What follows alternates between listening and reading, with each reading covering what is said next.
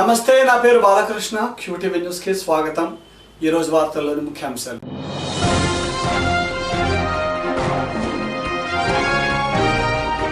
నీటి ప్రాజెక్టులన్నీ పూర్తి చేస్తాం, రాష్ట్రాన్ని సస్యశ్యామలం చేసి చూపిస్తాం.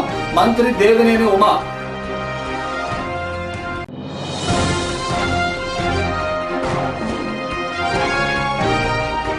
గిరిజనులకు అండా టీడీపీ జెండా, ఆర్థిక అభివృద్ధే పార్టీ ప్రధాన ఎజెండా.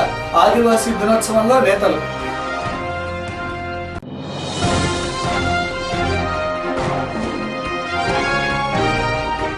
దేవాలయాలను ఆధునీకరిస్తాం, ఆధ్యాత్మికత వెళ్లి విరిసేలా చూస్తాం. దేవాదాయ శాఖ మంత్రి మాణిక్యాలరావు.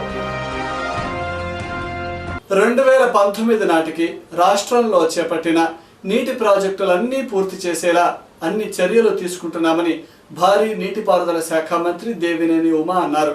బుధవారం ఇరిగేషన్ శాఖ కార్యాలయ ప్రాంగణంలో ఏర్పాటు చేసిన జల వనరుల శాఖ రాష్ట్ర కార్యాలయాన్ని ఆయన ప్రారంభించారు.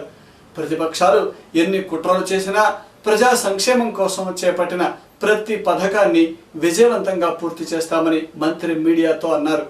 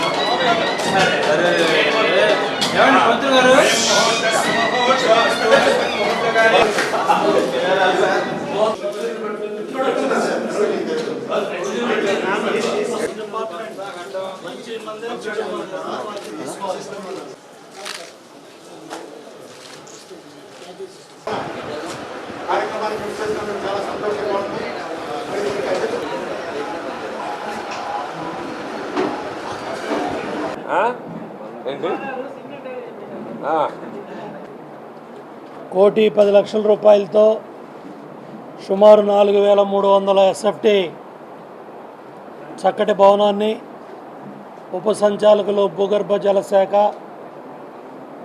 జలగణన శాఖ చక్కటి భవనాన్ని ఈరోజు ప్రారంభం చేసుకున్నాం. గుంటూరు జిల్లాలో బ్రహ్మాండమైన వాటర్ రిసోర్సెస్ భవనాలు పుల్లారావు గారి నాయకత్వంలో ఈ జిల్లా శాసనసభ్యులు, పార్లమెంటు సభ్యులు, ఎమ్మెల్సీలు, ప్రజాప్రతినిధులు అందరి నాయకత్వంలో మా డిపార్ట్మెంట్ చక్కటి భవనాలని నిర్మాణం చేసుకుంది.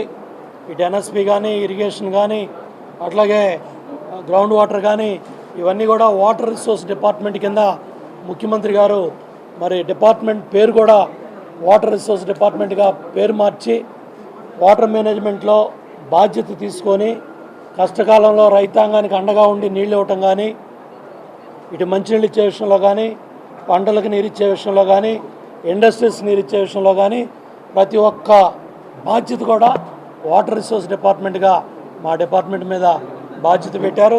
పల్లి రిజర్వాయర్ ద్వారా అదేవిధంగా సోమశిల, కందలేరికి, గోదావరి పెన్నా ప్రాంతానికి ఈ గోదావరి జలాలు తీసుకెళ్ళగలిగితే రాష్ట్రం కరువు రహిత రాష్ట్రంగా ఏర్పడుతుంది. ఇవాళ శ్రీశైలంకి, నాగార్జున సాగర్కి నీళ్లు రాకపోవటం వల్ల ఈ రైట్ కెనాల్లో రైతాంగం ఇవాళ వర్షాల మీద ఆధారపడాల్సిన అవసరం వచ్చింది. 50 సంవత్సరాలు రైట్ కెనాల్కి నీళ్లు వదిలిన సంవత్సరం ఈ సంవత్సరం. రేపు నాగార్జున సాగర్కి నీళ్ళు వచ్చినప్పుడు ఈ 50 సంవత్సరాల పండుగ కూడా మరి బొగ్గవాగు ఆధునీకరణ పనుల్లో భాగంగా ముఖ్యమంత్రి గారిని ఈ ప్రాంతానికి తీసుకొచ్చి మరొకసారి ఆ ఉత్సవంలాగా కార్యక్రమం చేస్తాం. అసలైన ఉత్సవం రేపు మనం ప్రకాశం బ్యారేజ్ ద్వారా 4-5 లిఫ్టుల ద్వారా బొల్లాపల్లి రిజర్వాయర్లో నీళ్లు పెట్టి అటు రైట్ కెనాల్ ప్లస్ అటు కందుకూరు ప్రాంతం ద్వారా సోమశిల కందలేరులో గోదావరి జలాలు వెన్నా ప్రాంతానికి ఆ ప్రాంతానికి తీసుకెళ్ళినట్టయితే రాయలసీమ 4 జిల్లాలు, నెల్లూరు జిల్లా, ప్రకాశం జిల్లా, గుంటూరు జిల్లా సస్యశ్యామలం అవుతాయి. అదే ముఖ్యమంత్రి గారు మొన్న కృష్ణా పుష్కరాల సందర్భంగా ఒక మహాసంకల్పాన్ని తీసుకున్నారు. ఆ సంకల్పానికి అనుగుణంగా వ్యాప్కోస్ కేంద్ర ప్రభుత్వ సంస్థకి అన్నీ కూడా డీటెయిల్డ్ ప్రాజెక్ట్ రిపోర్ట్ చేయమని ఆదేశాలు ఇచ్చాం. లైడా సర్వే పనులు కూడా జరుగుతూ ఉన్నాయి. ప్రకాశం బ్యారేజ్ ఎగువన వైకుంఠపురం దగ్గర ఒక బ్యారేజ్ తీసుకోవాలి. ఈ ప్రకాశం బ్యారేజ్ 3 టీఎంసీలతో పాటు ఒక 6 టీఎంసీలు మనం నీళ్ళు నిలబెట్టగలిగితే ఇటు తాగునీరు, సాగునీరు, అమరావతికి తాగునీరు, పరిశ్రమలకు, ఇండస్ట్రీ, ఇరిగేషను అన్నిటికి కూడా నీళ్లు ఉంటాయి. కాబట్టి ప్రకాశం బ్యారేజీ ఎగువన ఒక బ్యారేజీ, అట్లాగే దిగువన 2-3 చెక్ డ్యాములు కూడా తీసుకోవాలని ఆలోచన చేస్తున్నాం. దాంతోపాటు ఇక్కడ నుంచి 2-3 లిఫ్టుల ద్వారా బొల్లాపల్లి రిజర్వాయర్కి నీళ్లు తీసుకెళ్ళాలి. బుగ్గవాగుని ఆధునీకరించుకోవాలి. రాబోయే సంవత్సర కాలంలో ఇవన్నీ కూడా ముఖ్యమంత్రి గారు త్వరితగతిన పూర్తి చేయాలనే పట్టుదల లక్ష్యంగా ఇటు రాయలసీమలో ఆంధ్రనివా, గాలేరు నగరి, తెలుగుగంగ ఈ 3 ప్రాజెక్టులు కూడా రాబోయే సంవత్సర కాలంలో పూర్తి చేయాలి. డిసెంబర్ 2018 లక్ష్యంగా పెట్టుకున్నాం. దానికి అనుగుణంగా ముందుకెళ్తున్నాం. ఈ 3 ప్రాజెక్టులు పూర్తి స్థాయిలో మనం పూర్తి చేసుకోగలిగితే రాయలసీమ రతనాల సీమ అవుతుంది. రాయలసీమ హార్టికల్చర్ అవుతుంది. ఓ పక్కన ఆ కార్యక్రమాలు తీసుకున్నాం. కార్యాలయాన్ని మా గౌరవ మంత్రివర్యులు ఉమామహేశ్వరరావు గారి చేతుల మీదుగా ప్రారంభించుకోవడం జరిగింది. ఎందుకంటే భూగర్భ జలశాఖకి ఈరోజు ప్రాముఖ్యత వచ్చింది. ఎందుకంటే జలసిరి కింద ఎక్కడ నీటిపారుదల సౌకర్యం లేకపోయినా జలసిరి ద్వారా బోర్లు వేసి డ్రిప్ ఇరిగేషన్ ఇచ్చి, స్ప్రింక్లర్ ఇరిగేషన్ ఇచ్చి, అవసరమైతే మొబైల్ ట్యాంకర్ల ద్వారా నీరిచ్చి, రెయిన్ గన్నుల ద్వారా కూడా పంటలు పండించాలని ఒక మంచి ఆశయంతో గౌరవ ముఖ్యమంత్రి గారు ఈనాడు ముందుకెళ్ళటం జరుగుతూ ఉంది. అందుకనే భూగర్భ జల శాఖ ద్వారా ఈరోజు రాష్ట్ర రైతాంగానికి మంచి పంటలు పండాలి, ఏ ఒక్క ఎకరా కూడా ఎండకుండా ఉండాలని ఈరోజు నీటిపారుదలకు అత్యంత ప్రాధాన్యత ఇవ్వడం జరుగుతూ ఉంది ప్రభుత్వం. అందుకనే ఈరోజు పట్టిసీమను వ్యతిరేకించినటువంటి పార్టీలు వాళ్ళకి రైతులు నిలదీయాల్సినటువంటి అవసరం ఉంది. ఎందుకంటే కృష్ణా పరివాహక ప్రాంతంలో వర్షాలు లేవు, శ్రీశైలంలో నీళ్ళు లేవు, సాగర్లో నీళ్ళు లేవు. ఈరోజు మనం కళ్ళ ముందే ఇబ్బందులు కనపడుతూ ఉన్నాయి. పట్టిసీమను వ్యతిరేకించినటువంటి పార్టీ కానీ, ఆ నాయకుడు కానీ, ఆ పార్టీలో ఉన్నటువంటి నాయకులు కానీ, రేపు పోటీ చేయబోయేటువంటి నాయకులు కానీ ముందు వీటికి సమాధానం చెప్పాలి. ప్రపంచ ఆదివాసీ దినోత్సవాన్ని పురస్కరించుకొని రాష్ట్ర ప్రభుత్వం కేకేఆర్ ఫంక్షన్ ప్లాజాలో ఏర్పాటు చేసిన కార్యక్రమం అట్టహాసంగా జరిగింది. ఈ కార్యక్రమానికి రాష్ట్ర మంత్రి పత్తిపాటి పుల్లారావు, ఎమ్మెల్యే మోదుగుల వేణుగోపాలరెడ్డి, జిల్లా కలెక్టర్ కోన శశిధర్ ముఖ్య అతిథులుగా హాజరయ్యారు. గిరిజనుల సంక్షేమానికి ప్రవేశపెట్టిన ప్రతి పథకాన్ని సద్వినియోగపరచుకోవాలని నేతలు సూచించారు.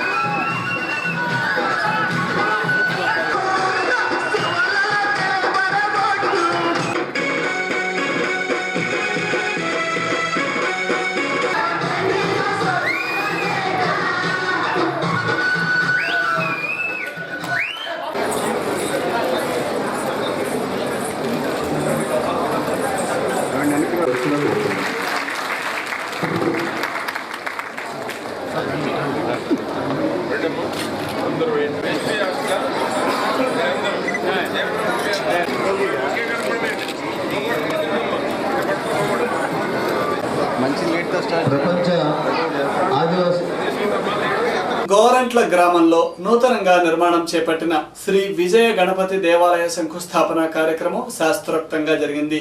ఈ కార్యక్రమానికి దేవాదాయ శాఖ మంత్రి పైడికొండల మాణిక్యాలరావు, ఎమ్మెల్యే రావెల కిషోర్ బాబులు ముఖ్య అతిథులుగా హాజరయ్యారు. ఈ సందర్భంగా మంత్రి మాట్లాడుతూ రాష్ట్రంలోని దేవాలయాలను అభివృద్ధి పరచడంతో పాటు నూతన దేవాలయాల నిర్మాణానికి కూడా సహకరిస్తామని మాణిక్యరావు తెలిపారు.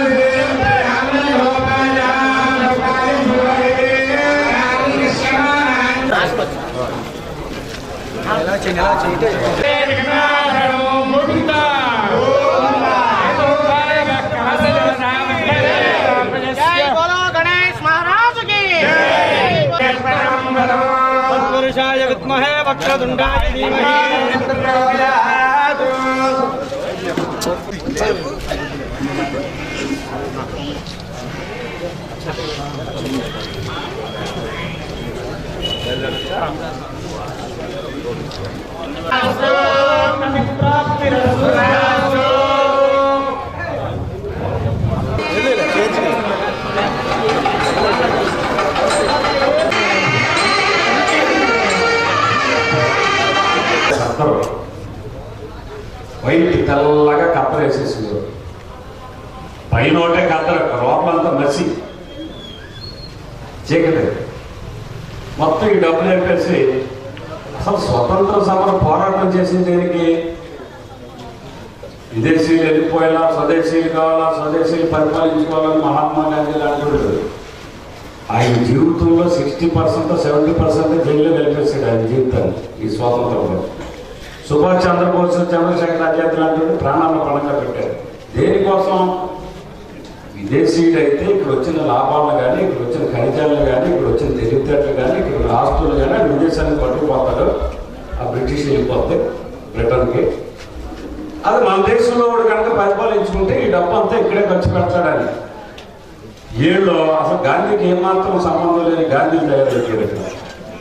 వీళ్ళందరూ కలిసి చక్కగా కత్తెర మాత్రం ఇంటి ఈ కొడుకు నుంచి ఆ కొడుకు వేసేసి ఆ లోపల మనిషి కనపడకండి, నలుపు కనపడకండి, చాకి ఇస్త్రీ వేసుకుని నేను కత్తెర వేసుకున్నానని చెప్పి మొత్తం దోపిడీ వ్యవస్థ పెట్టేసి ఈ దోపిడీ అంతా తీసుకెళ్ళి స్విస్ బ్యాంకులోనో ఇంకో బ్యాంకులోనో విదేశాల్లో దాచేసుకుని మనం చూస్తాము.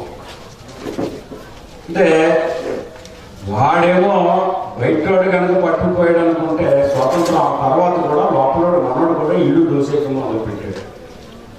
ఇవాళ ఈ దోసేసిన మంత్రి మీద ఇంకోటి మీద రైడ్ చేస్తే మీరు ఎట్లా రైడ్ చేస్తాడు? మంత్రి అంటాడు, మంత్రి దోసేసుకుంటాక అర్హత ఇచ్చాడా? అంటే ఏది చేసినా మంత్రికి చెల్లుద్దా? తప్పు చేసేకి ఒక చట్టం ఇచ్చేసినట్టు వెళ్ళ. ఈ రకమైన ఆలోచన నుంచి మారవలసిన పరిస్థితి ఏదైతే ఉందో ఆ దిశగా ప్రజలను నరేంద్ర మోడీ సమాయత్తం చేస్తున్నారు. కొన్ని చోట్ల పూర్తికి తాత్కాలికంగా కొన్ని రోజులు ఇబ్బంది, కొన్ని రోజులు చిల్లరకి ఇబ్బంది పడ్డాము డిమానిటైజేషన్ కారణం. అయినా కింద స్థాయి ప్రజలకు విశ్వాసం ఉన్న కారణంగా మాత్రం ఏదో బంగారం ఎంత లేకపోతే ఏదో అయిపోద్దని ఒక ప్రచారం చేసింది కొన్ని టీవీ ఛానల్స్, పెద్ద ప్రచారం. వాళ్ళు ఎవరికి ఇబ్బంది జరిగిందో నాకైతే అర్థం కావాలి. ఆ ఛానల్లోకి ఏమైనా ఇబ్బంది కలిగి ఉంటే మనకు తెలియదు.